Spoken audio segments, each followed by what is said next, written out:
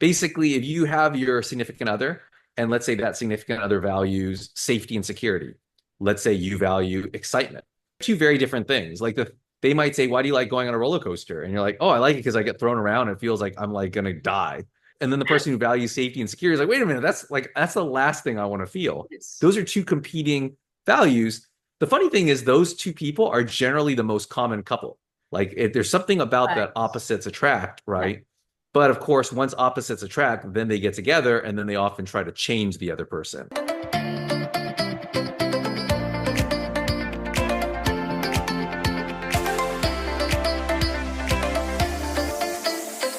This is By Joyan Season 2. I'm your host, Joyan Chan, and every Wednesday we bring you inspiring stories, powerful message, and fun conversations with me and my special guests and friends, and it's my personal mission to empower you to live and lead a life with joy.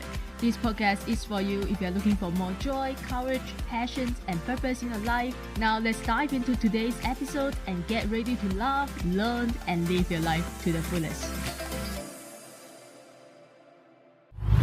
I would suggest that, take the test first, then listen to this episode. You get an idea of what we are talking about, while we're just throwing all these animals' names in the conversation.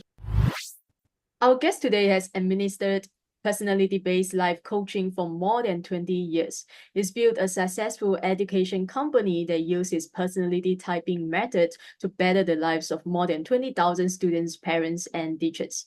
As creator of the Youtopia project website and the Youtopia 16 assessment, he has disseminated his method to over 500,000 users since the website's creation in 2016.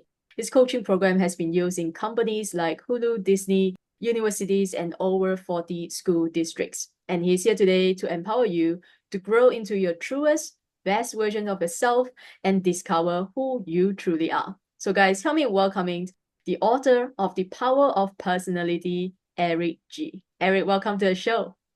Thank you for having me. I'm happy to be here.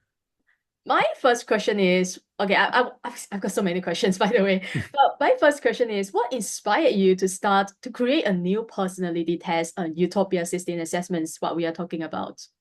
I love that question because, I know a lot of people have there are different methodologies, and everyone's heard about MBTI or Myers-Briggs or the Enneagram. And, I studied a lot of those growing up. And, I did like, especially Myers-Briggs, I like that. But, going through it and working with my education company for so long, you start to see patterns where it didn't particularly work. I think one of the qualms that I have with, let's say, introversion versus extroversion, which I think is a big thing, or a big thing in terms of, like, there's a lot of books about introversion, right? And how that's like the new black, right? And I think, depending on who you're talking to, they could say, "Oh, yeah, well, I'm extroverted in this situation, but I'm introverted in this situation." So it's totally based on the context. And I'm like, yeah, I agree with that. So I really was trying to figure out a way that actually made sense. And I think, my type of methodology kind of focuses on values. And I think that makes a little more sense because I think the things that we value more highly, we have a tendency to be more outgoing and a little bit more expressive and a little bit more aggressive with, which I think we would read as extroversion, right? And I think the things that we don't prioritize as highly, I think we back off a little bit, and I think that would be read as maybe introversion. And that's just one of the examples of how I'm trying to change it from, I think, what the norm has been.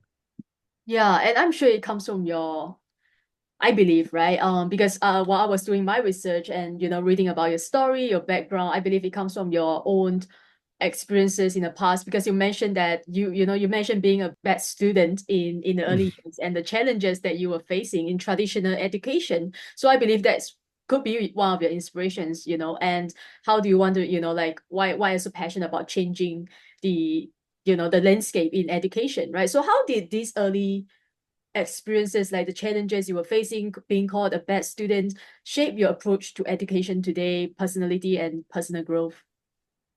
Well, I love calling myself a bad student, mainly because I think when I say bad student, I sometimes put quotations in it because I really did enjoy learning as a kid, but I didn't particularly handle the structured environment particularly well.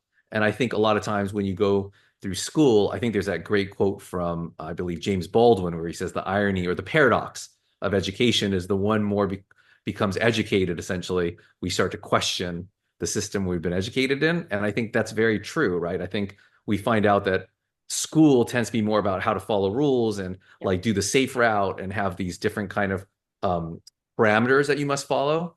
And I just didn't do particularly well with that. I'm not saying that those are bad, and I think a lot of kids can do really well with that. But I think it seems odd to just say, okay, if this student doesn't want to follow these parameters, they're automatically a bad student. And then Yeah. these are good students. I think Einstein wasn't a great student, like, and not to say I'm not Einstein at all, but I'm like, there are different strengths that we have and different weaknesses. And I think part of being a good teacher and educating people is figuring out what those strengths and weaknesses are, as opposed to saying, no, this is where students have to be versus this. So how do you apply your because I know you apply your assessment or the results of the coaching in education in schools, universities. So how do you teach or coach teachers and students today using your assessment? So right now, I personally have like my own client base. So I have a lot of students that I coach. In the past, when I had my education company, I would teach my teachers how to use that. We would have about 1,000 students a year. And, obviously I didn't teach all the students. I would have, a select few that I would have time to do. Most of my time was spent kind of running the company. And I would try to teach my teachers, okay, this is the system that I'm not saying that you have to run it this way, but this is some methodology that I want you to know so that when you have students, you have to understand what your values are so that your values don't bias their values because they might be different. And I think that's the thing where the big hang up, right, with personalities is we assume that the differences that we have between this person and this person are based mainly on superficial reasons and surface reasons, but I think they're based on values, which are big, like big differentiations between people.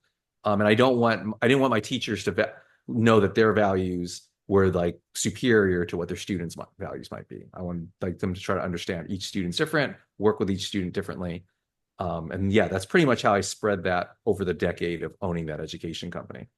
Yeah, and then how did you, because there's the other thing that really intrigued me, that I find fascinating about you is that, again, going back to your background, it really intrigued me because you have such a diverse range of interests, from you mentioned it, right, from playing piano to barbecue to fantasy football, and you were managing a golf course at one point in time and hosting a radio show and to doing what you're doing today, right? So I also have to me, since you don't want me to tell you about my background, but I also have a mix of interests and a varied background, so I can resonate with that, and it's something that I've been pondering myself.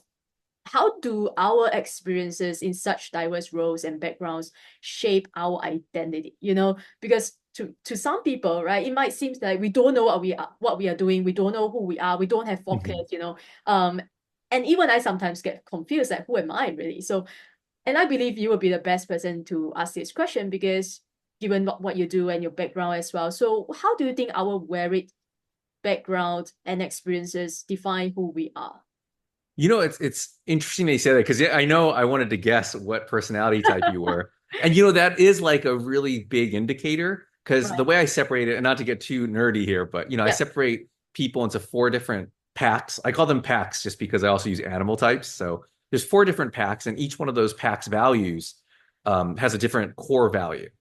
So you would probably be part of the shaman pack because it seems like you value self-knowledge, right? Like it's that exploration of who am I? Like the fact that you're like, sometimes I don't know who I am. That's not a bad thing. It just means that that's what you prioritize, Mm. knowing who you are. There's a lot of other personalities that don't necessarily prioritize that. Does it mean that they know themselves better? Probably not. It just means that they haven't really thought about it too much. And they're like, this is who I am. I think I'm just going to do it. You know, and then there's those are the type of people who have like the midlife crisis at like 40 or Yeah. 45 and they're like, oh my gosh, what am I doing with my life? Versus shaman types, I always like to say they don't have a midlife crisis because their whole life is a midlife crisis, right? Their whole life is like, oh my gosh, am I doing the Yeah. right thing? I don't know. Let me try something else, right? And that comes obviously with pros and cons, right? Yeah. Um, so yeah, I think it just shows like the fact that you have like a diversity of what you've done in your past. It just means that you have different priorities versus like the most common pack, which makes up about 50% of the population. They value safety and security. So, trying all these different fields and like experimenting here and experimenting there and traveling and exploring doesn't seem like the safest path for them, right? Right. So that's just not a path that they're going to take comfortably. Mm, They tend to like, they'll listen to the teacher, they'll follow the rules, not without thinking. A lot of times people think that I say that, like, oh, that means that you're saying that we don't think for ourselves. And it's like, no, they definitely think for themselves. They've thought about it and they've thought, okay, this is the safest path for me, and I want to take this path. This is the path that I think will lead me to the best results, and I think that's a lot different than the other path, right? yeah. So. Well, unfortunately, I'm not a shaman. I mean, it sounds like me, I don't know why am Mhm. I not a shaman. But I'm actually a hunter. I mean, A hunter. Okay. yes. Okay. I Then don't that's know not, what I mean, that's, actually what does it mean to be a hunter? I have no idea. so hunters like excitement. So they will try different things as well. So they Yeah. like that feeling of like, and I always say excitement, like visceral excitement, like of the body, like, like seeing different things, tasting different things, listening to different things. Versus like, I know a lot of times you can say excitement and people get excited for different reasons. Like, let's say someone got, oh, I read this great book and it was super Yeah. exciting. I think that's a little different than going on a roller coaster. So, in fact, like, and that is because I know you took the test. And so that would be the big differentiator. Like, if you feel like you're more of a trying different things because you like the rush and the sensation, then you're probably a hunter. And if you like doing different things because they teach you more about yourself, you're probably a shaman, Mm, regardless of what you got on the test. So, I mean, obviously it's my test and I made it, but I'm yeah. always telling people, look, it's an online test. I created it, but, I also created it to be very fast because, people don't want to take like a Yeah. 120 question test. And at the end of the day, the best thing that anyone can do is buy my book and Yeah. read it, because the book is essentially teaching people how to become the test and understand what makes someone who they are, so that they can essentially type themselves as well. Right. And like I said, I love personality tests as well. I love taking all these, assessments to hopefully know me better, right? So and the other, other than the I don't know because it's your test, right? I don't know what you call that. Other than the animal, different types of animal or the packs you talk about, right? There is another results that I will get. So are you talking about the deviant role? Ah, yes, yes, yes, yes. Yeah. I mean, I wrote it more for fun, but also like kind of like a funny way of telling people what their flaws are. And generally, when I type people, I love to use the negative. And I know that sounds terrible. It's like focus on the negative, but it's because if you say positive things, then people will almost automatically say yes. If you say like, oh yeah, you're naturally, a great leader and responsible, like even if someone is less responsible and less structured than the average person, they might just say yes because it sounds good, right? They're generally not going to say no to positive things. However, you focus on the negative things, then people are less likely to claim negative traits that don't belong to them. However, if you get the person who generally is, let's say, maybe a little too rigid, if Mm, you tell them, oh, yeah, you're generally rigid, they're probably going to go like, yeah, that is me. That does sound like me. But if you tell that same person, oh, yeah, you're really irresponsible, they will definitely say that's not them. They'll be like, no, no, no, wait a minute. Like, I might have some bad like traits, but that is definitely not one of the traits that I am. mm, So the deviant roles was just kind of a fun way to like emphasize, okay, these are probably going to be the weaknesses that you have, but the weaknesses are often based on strengths, right? So for every person's responsible person, that person can also be a little too rigid, right? And for every spontaneous and flexible person, you also might get a flake, right? So I think in general, our strengths and weaknesses are connected to each other. yeah, I love that. That is interesting. I believe that is an opportunity for us to, do some self-reflection. Like you said, look at our, flaws, right? Weaknesses, and Mhm. sometimes it can be our strength, like you said. So in your book, The Power of Personality, you talk about the importance of understanding ourselves, and that's the whole point of doing, creating the test, right? And to improve relationship with others. So how does understanding ourselves or our personality type help improve our relationship with others? Obviously it comes back to the value thing again, right? Like, let's say we'll just do the romantic relationships because that's generally how that's the Yeah, first thing people are interested in, right? It's basically if you have your significant other, and let's say that significant other values safety and security. Let's say you value excitement. yeah, Those are two very different things. Like they might say, why do you like going on a roller coaster? And you're like, oh, I like it because I get thrown around. It feels like I'm like gonna die. And they'll Right. be like, and then the person who values safety and security is like, wait a minute, that's the last thing I want to feel. Yes. Those are two competing values. The funny thing is, those two people are generally the most common couple. Like, there's something about Right. that opposites attract, Yeah. right?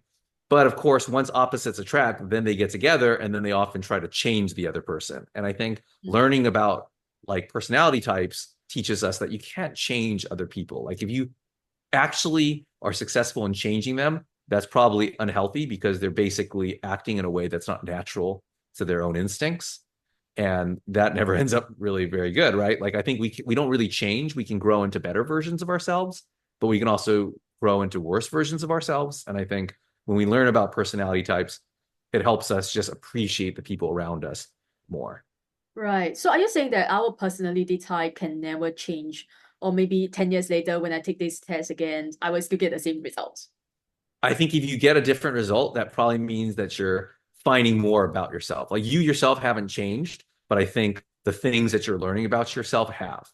And vice versa, right? If someone like you know, like 10 years later, you think there's something else, it's probably just because they revealed aspects of their personality that you never saw before.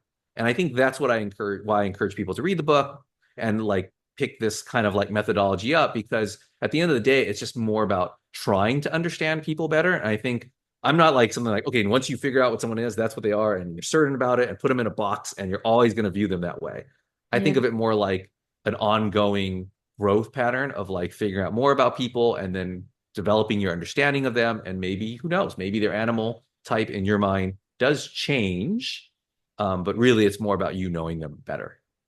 Right. So now I know my results. So what can I do about it? And that is a question, always like now I know who am I and what is my type and what now, what do I do with that, right? Information. So what would you suggest people to do the next step other than buying a book? I know there's a next step, but what is the next step for people to take? I think once you figure out yourself, I know I say that's like your anchor, right? And that's really important because you don't want to like try to be what other people are first when you don't truly know what you are, because then you'll just lose yourself, right? But once you're pretty sure this is your personality type, then what you can start doing is figuring out what the people around you, what their personality type is, and start understanding the reasons why you might have a conflict, right? Once you start really deeply understanding that and appreciating that, I think that'll improve those relationships, but also understand that you have certain weaknesses. Like, maybe the deviant role really fits. We're like, oh yeah, I am kind of like a fascist sometimes. I told that to a student once. I had a student who got a stag personality type, which he loved. And I read her the deviant role of the stag, which is the fascist. And I Mm. think there's a line in there that says, I should know this since I wrote it, but there's a line that says, like, some people say that you're bossy, but those people are idiots and they should just do what you tell them to do. And she's like, that's right. Like, some people are idiots and they just should do what I tell them to do. Like, she totally claimed it, right? And I think that's what we need to do, is claim what our weaknesses and strengths are, because once we do that, then we can start working on them, right? Mm. Where you're like, okay, I am a bit rigid. Maybe I'll borrow from some of the more flexible types and figure out how they are more flexible. And it doesn't mean I'm going to change myself, but I might learn a few techniques where I'm maybe not so rigid. Maybe I do open up a little bit and I'll try different things, because I think we can all grow. Okay. Not trying to change who we are, but grow, right? What is really your core mission? And I know you do a lot of coaching, offer a lot of coaching as well. So what is the core mission behind Youtopia project? I mean, I think it's just to have people develop their understanding of people better, I guess, is the simplistic way to say it, right? Like, including themselves. I feel like that's, well, number one actually is themselves. Because I think oftentimes we assume that we know ourselves because we're like, hey, I've been with myself for 40 whatever years, however long I've been alive, and I know who I am. But we really don't unless you start comparing yourself to someone else, right? Because if you think, oh, I'm really great at strategy because I played chess 5 times in my life and it's really fun, and you think that and you grow up thinking that, and then you actually play someone who's good at strategy and they just wipe the floor with you and you're like, oh, okay, yeah, I'm not like that. And then it's cool because then you start connecting with what you really are and what you really want. And I think that's important. It's like in the workforce, that's really important. Like, I have a lot of students who are, let's say, 15, 16, 17, getting ready to go to college. And I think that's one of those important stages where people are figuring out what they want to do. And I think the problem is when you ask someone, what do you want to do? They often think, do I like medicine or do I like something very concrete, as opposed to thinking, what values do you hold around the world? Like, do you want to help people? Do you want to discover more about yourself? Are you about making people feel safe and secure? Are you about experiencing the world, or are you about gathering as much information as you can? And I think once you figure that out, then you can start figuring out what jobs, because there's a lot of jobs that might fall under each one. But you can start pursuing that as opposed to like thinking, do I like medicine? Do I like math? If I like math, I guess I have to be an engineer. Like I don't think that's the way to be happy. Talk to me about your book. So let's say, the next step is for people to go and buy the book. So what is inside the book? Like, what do you talk about inside the book? Do you have any, do you offer like generating question, Yeah, no, that's a great question. The book, I wrote it in a way that's teaching you, I think I mentioned before, to become the test. So Right. essentially, the methodology of my test is developed within the book. Like it explains exactly, okay, you're either this or you're either this, and this is how we determine it. And the examples I give tend to be from my own life, whether it's people I know, obviously students, examples from students, or maybe examples from pop culture. So just ways where people can like have very concrete examples. Are like, oh, okay, like how in this Mm. movie this character was like this and this character is like this, and that shows the difference, right? And I think that's what the book really breaks it down. So it breaks you down into like four groups of people, and then within those four groups, it breaks it down into two groups, and then within those two groups, it breaks it down, and eventually you end up getting 16 personality types.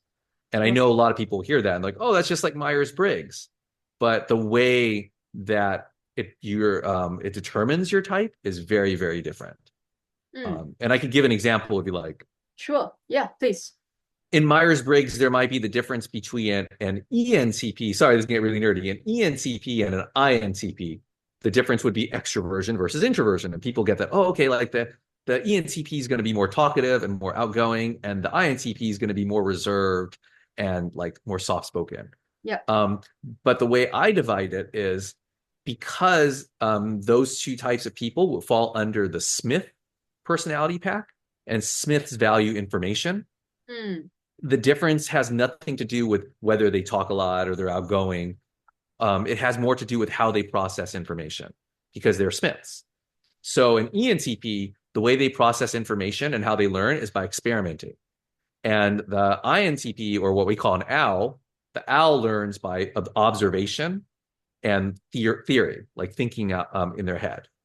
And I Mm. think that's a huge difference, right? Like, so the example I always give is if you take Tony Stark, Yeah. who's Iron Man, for anyone who knows, he's an ENTP, right? So you might go, oh, he's an ENTP, he's a chimpanzee in my personality methodology. A chimpanzee, so he's going to be outgoing and he's going to be talkative and all that. But if you asked him where would he like to be most of all, I think he would probably say in his lab by himself, experimenting and building things, right? And I think that's the big difference is it's not like some superficial, does this person talk a lot? It's more about, no, where do they really want to be? What do they value? And for him, it's experimenting. So sorry, that was a bit long-winded, but Well, yeah, no, that's really, I mean, that helps people to understand how, what makes the difference, right? And so how do we read people now that we know, some examples that we can look at? So, I have a question, but kind of forgotten about what I wanted to ask. wait, I have a How do question for you, you though. yeah, Can I have sure, a question sure. for I feel Okay. like, you might not be a hunter. I think you might be a shaman. Really? Yeah, I feel like if you read I'm sure if Okay. you read the portrait of did you read the portrait of the butterfly? Yes, yes, I did. And Yeah. and you felt it fit a little bit?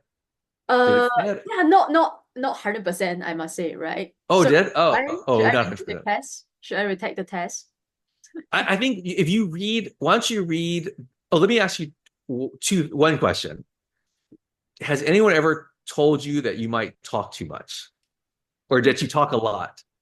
But I always, I am the one who is telling people that I talk too much or I talk a lot. But no, okay. Well, do you feel like you talk a lot? I believe that is part of my job, like as a podcaster, as a, Do you ever feel like sometimes it's hard for you to contain what you want to say, and so that you just say it? You're just like, okay, no, I just gotta say it. I gotta just like come out with all this and just say it. of course, no, I will process, I will process first and see whether it's appropriate for me to say. Okay. Yeah. So, I mean, the two that I was thinking of is maybe a baboon or a humpback whale.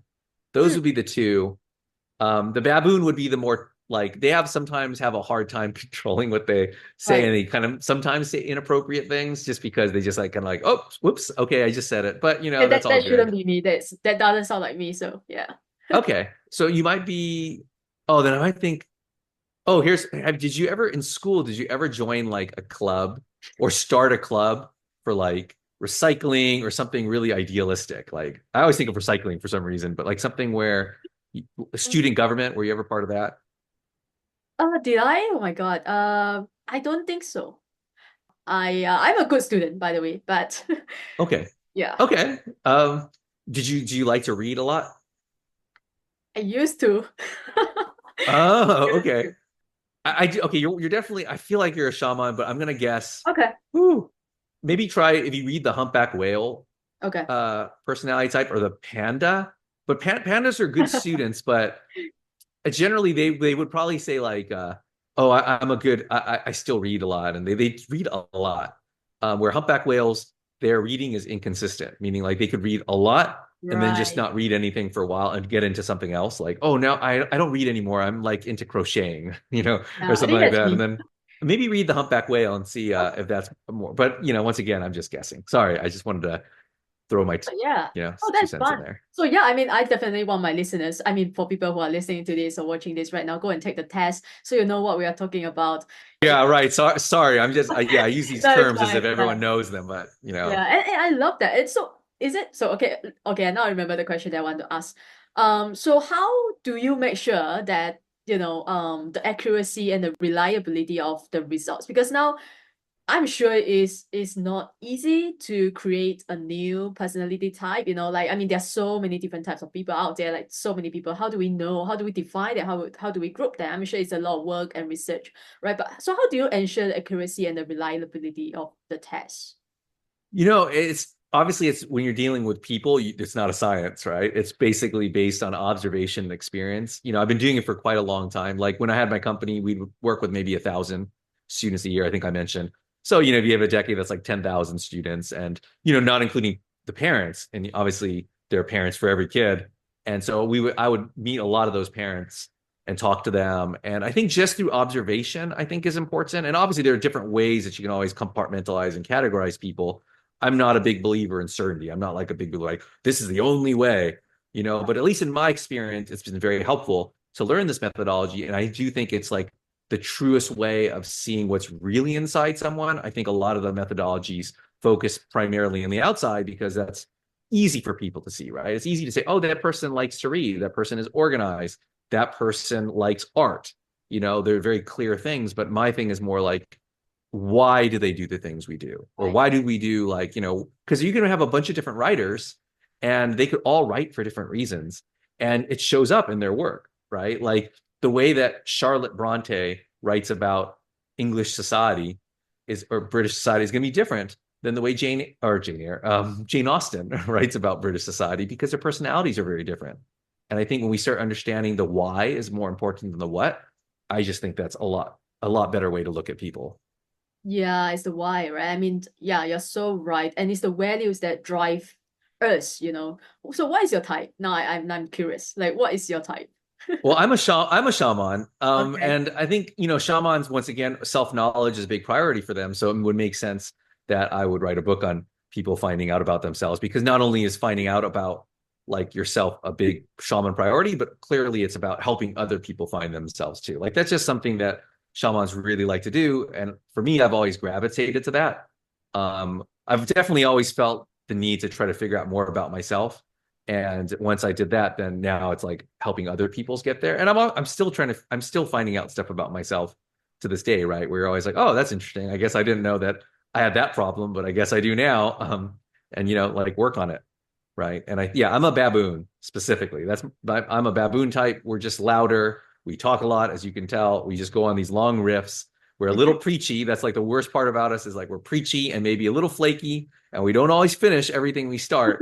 But knowing that is a real big boon, because especially when I was younger, I would have all these ideas like, oh, this would be great, this would be super fun, Yeah. and of course, I never finished those projects.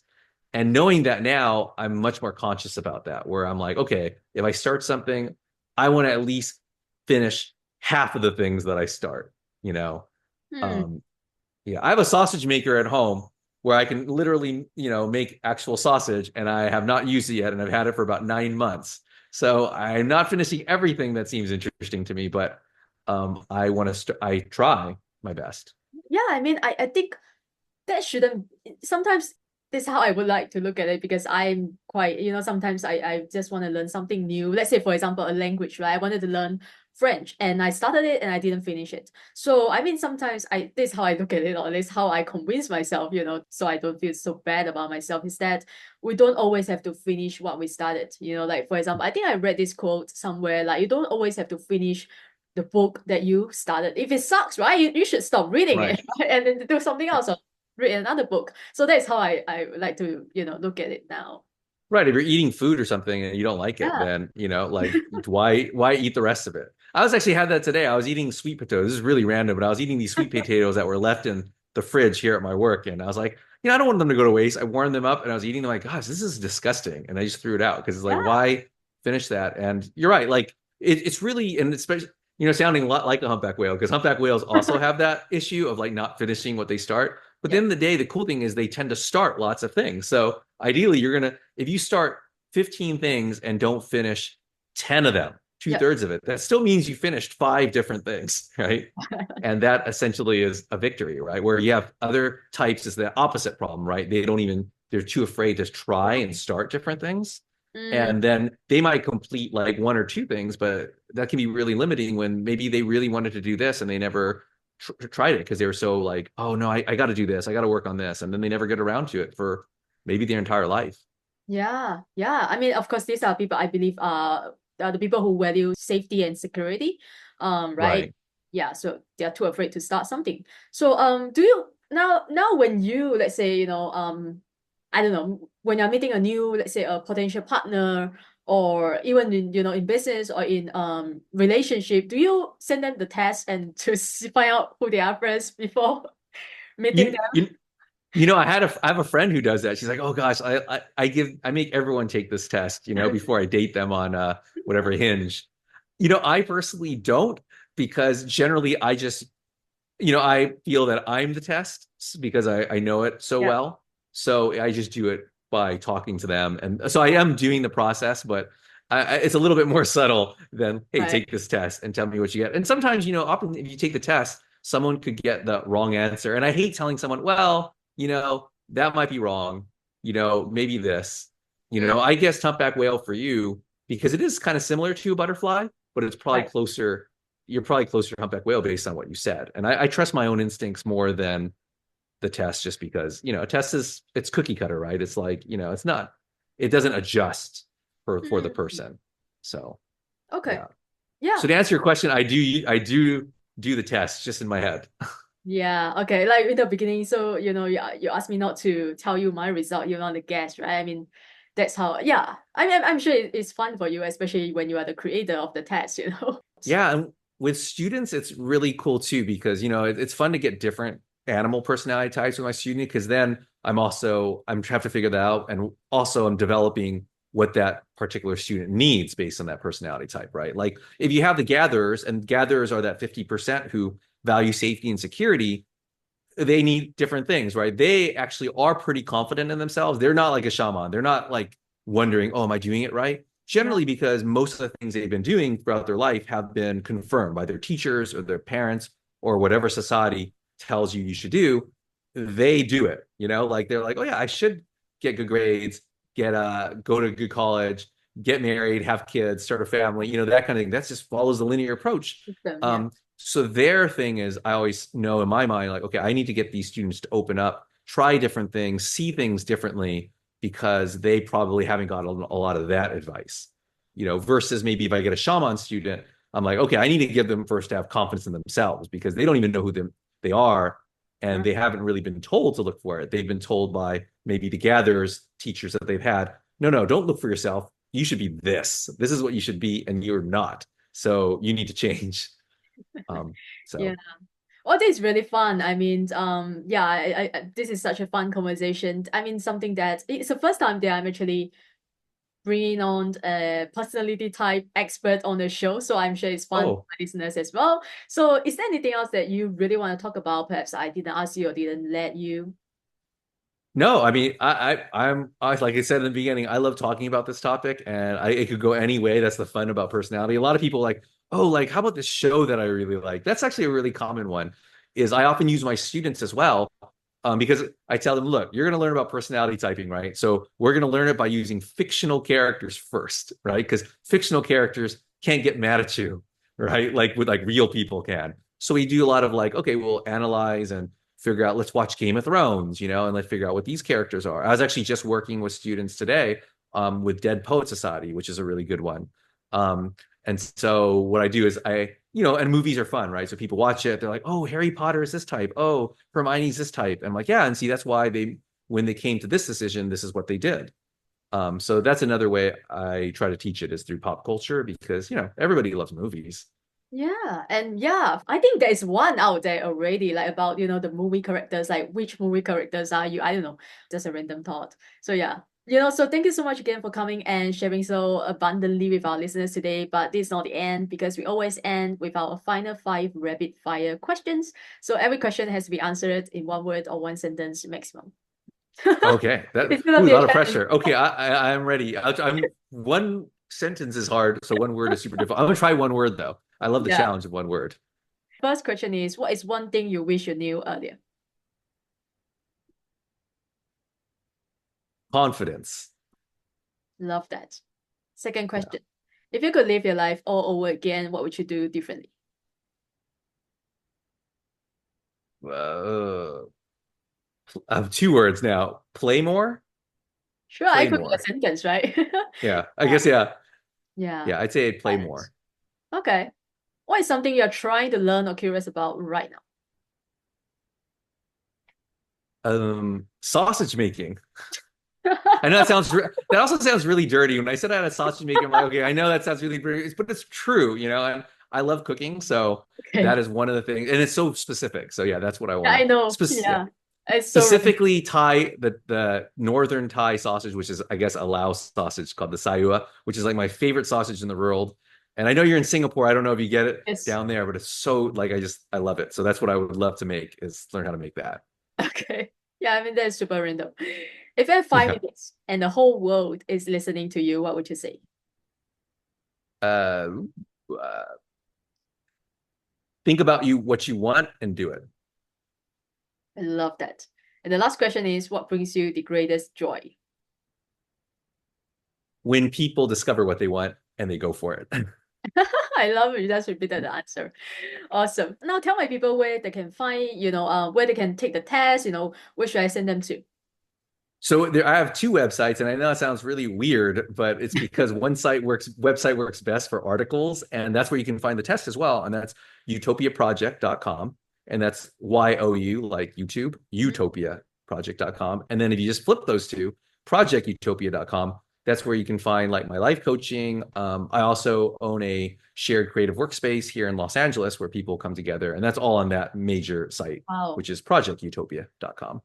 I didn't know that. Yeah, I can definitely tell that you love people, you love, community, right? You are creating a sense of community. So yeah, thank you so much for everything that you are doing. So guys, I know you enjoyed today's episode. So go take your assessments now. You can find the link in the show note below. I would say take the assessments first before listening to this show and come back and tell us what is your result, what is your type. Don't forget to follow Eric and thank him for coming to our show today. And also to like and subscribe so you never miss another episode coming to you every Wednesday. Thanks for listening, and I wish you all a joyful and amazing day ahead. Thank you again for tuning into 5 Joy Joyan podcast. If you enjoyed today's episode, take a screenshot and share it on your IG story and tag 5 Joy Joyan _podcast so I know you are listening. And leave us a positive review on Apple Podcasts if you haven't already done so. And remember to hit the subscribe button whether you are listening on Spotify, iTunes, Amazon Music, or any of your other favorite platforms. If you love what we are doing and want to become one of our sponsors, you can send me a DM to connect. And thanks for being here. I will see you soon in the next episode.